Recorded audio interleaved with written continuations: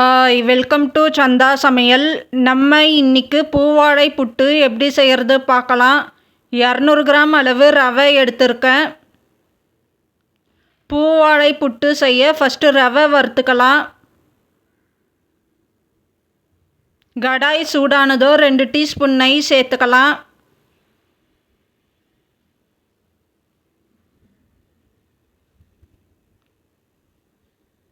நெய் உருகுனதோ ரவை சேர்த்துக்கலாம்.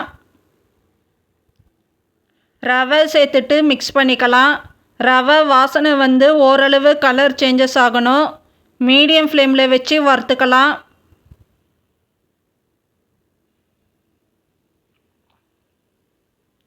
இப்போ ரவை வறுபட்டிருக்கு. ஒரு பாத்திரத்துக்கு மாற்றிக்கலாம். பாத்திரத்துக்கு மாற்றியிருக்கேன், ஆற விடணும். 2 வாழைப்பழம் எடுத்திருக்கேன். வாழைப்பழம் மேஷரில் மசிச்சுக்கலாம். 200 கிராம் ரவைக்கு 2 வாழைப்பழம் சேர்க்கணும்.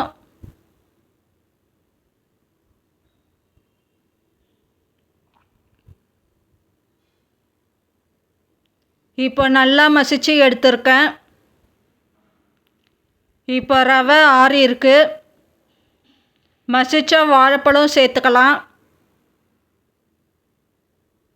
3 ஏலக்காய் இடித்து பவுடர் பண்ணி எடுத்திருக்கேன், சேர்த்துக்கலாம். 4 டீஸ்பூன் அளவு தேங்காய் துருவல் சேர்த்துக்கலாம். 200 கிராம் கப் அளவில் 3/4 கப் அளவு நாட்டு சர்க்கரை சேர்த்துருக்கேன். நாட்டு சர்க்கரைக்கு பதிலாக வெல்லம் சேர்க்குற மாதிரி இருந்தாலும் சேர்த்துக்கலாம். இப்போ கையால் நல்லா மிக்ஸ் பண்ணி எடுத்துக்கலாம்.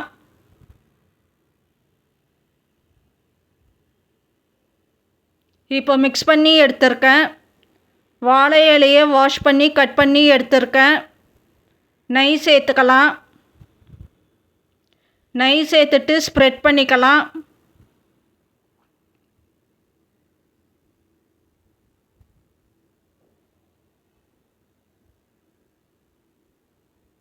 ரெடி பண்ணி வச்சுருக்கிற ரவை கலவையை 2 டீஸ்பூன் அளவு சேர்த்துக்கலாம்.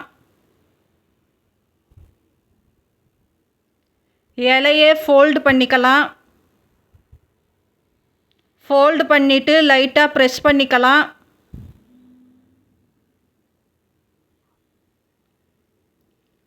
மீதி இருக்கிறதையோ இதே மாதிரி ரெடி பண்ணி வச்சுக்கலாம்.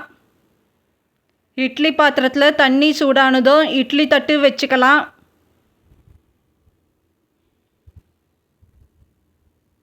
இப்போ ரெடி பண்ணி வச்சுருக்கிறத வச்சுக்கலாம். எல்லாத்தையும் இட்லி தட்டில் வச்சுருக்கேன். மூடி போட்டு வச்சுருக்கேன். 10 நிமிஷம் வேக விடணும்.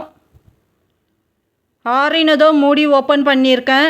இதை எடுத்து ஒரு பிளேட்டுக்கு மாற்றிக்கலாம்.